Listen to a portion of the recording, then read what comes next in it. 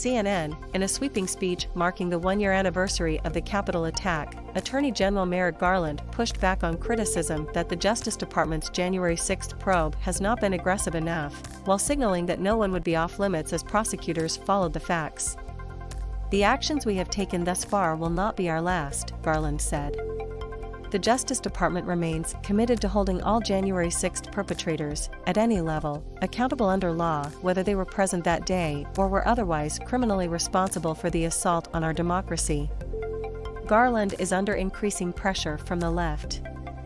Critics have called for the department to prosecute not just those who breached the Capitol that day, but also the political actors and operatives, including former President Donald Trump, who orchestrated the failed attempt to reverse the 2020 election results and whose incendiary rhetoric inflamed the riot.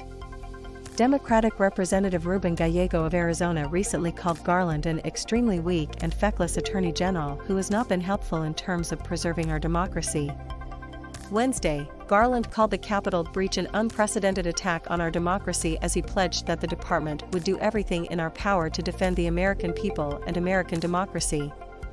"We will defend our democratic institutions from attack. We will protect those who serve the public from violence and threats of violence," he said. "We will protect the cornerstone of our democracy, the right of every eligible citizen to cast a vote that counts."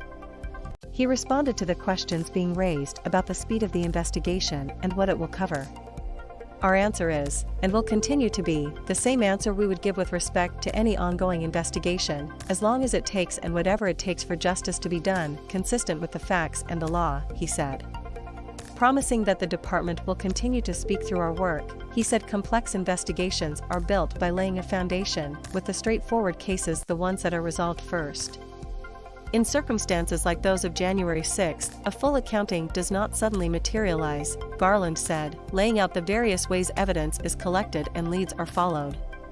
His speech also implicitly pushed back on criticism from Trump allies who have claimed that the department's prosecutions are politicized. Garland said the department was following the facts, and not an agenda or an assumption.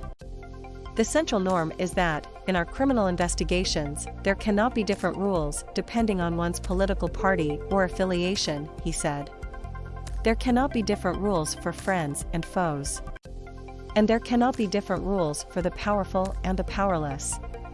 As department officials have said, its response to January 6 has been the largest investigation in its history, and one of its most complex. More than 700 defendants have been arrested in the probe, and the FBI is still calling for the public's help in identifying more than 350 other individuals it believes engaged in violent acts on the Capitol grounds that day. Dozens of the January 6 defendants have been charged with obstructing an official proceeding, though the department has not yet brought any sedition charges. Wednesday, Garland recounted some of the violence and the brutality of that day, detailing accounts of police officers being beaten, tossed and dragged downstairs by rioters, all while Vice President Mike Pence and members of Congress were evacuated from the Capitol. As a consequence, proceedings in both chambers were disrupted for hours, interfering with a fundamental element of American democracy, the peaceful transfer of power from one administration to the next, Garland said. "Those involved must be held accountable, and there is no higher priority for us at the Department of Justice." He pointed to the well-worn prosecutorial practices the department has followed in bringing the variety of charges against those who breached the Capitol grounds. "In complex cases, initial charges are often less severe than later charged offenses," Garland said. "This is purposeful, as investigators methodically collect and sift through more evidence. Violence is permeating so many parts of our national life." Wednesday's speech covered more than just the breach of the Capitol itself, as Garland also addressed the rise in threatening behavior toward school personnel and on airplanes, as well as the threats and violence faced by election workers and other officials. "These acts and threats of violence are not associated with any one set of partisan or ideological views," Garland said. "But they are permeating so many parts of our national life that they risk becoming normalized and routine if we do not stop them." He implicitly rejected allegations by Republicans who have claimed that the Justice Department's approach, particularly in a memo addressing harassment of school board officials that has become a flashpoint of controversy, trampled the Constitution's free speech protections. "There is no First Amendment right to unlawfully threaten to harm or kill someone," Garland said Wednesday, going on to quote a line from an opinion of the late conservative Supreme Court Justice Antonin Scalia.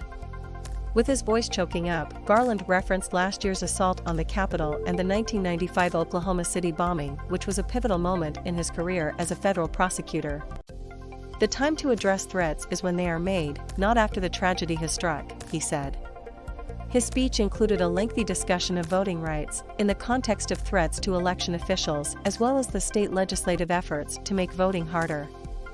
Garland said claims of mass voting fraud have corroded people's faith in the legitimacy of our elections, and that they have been repeatedly refuted by the law enforcement and intelligence agencies of both the last administration and this one, as well as by every court, federal and state, that has considered them. "The Department of Justice will continue to do all it can to protect voting rights with the enforcement powers we have," Garland said, as he reiterated calls for Congress to pass legislation that would expand federal voting rights protections. "But as with violence and threats of violence, the Justice Department, even the Congress, cannot alone defend the right to vote," Garland said. "The responsibility to preserve democracy and to maintain faith in the legitimacy of its essential processes lies with every elected official and every American."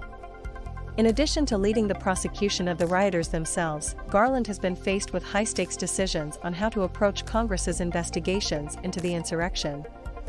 His department has offered cooperation with lawmakers' reviews of Trump's efforts to weaponize the Justice Department in the election reversal bid.